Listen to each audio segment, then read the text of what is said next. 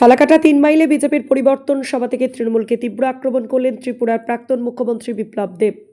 এখান থেকে এসছে, আমার বাবা এসছে। আর কোথায় যাব? ভাত তো না খেয়ে থাকতে পারবো, ইজ্জতটা তো লাগবে। মার ইজ্জতটা, মাকে সিঁদুর তো রাখতে হবে, শাখা তো রাখতে হবে, শঙ্করধ্বনি করতে হবে, উলুধ্বনি করতে হবে। ভারত যদি উলুধ্বনি না দিতে পারি, ভারত যদি শঙ্করধ্বনি না দিতে পারি, তো পাকিস্তানে গিয়ে দেবো।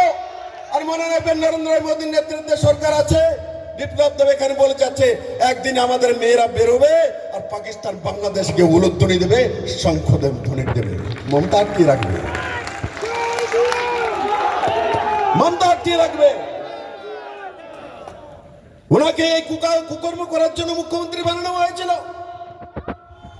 বংশবাদ করার জন্য, বাংলার মেয়েদের কুল খালি করার জন্য।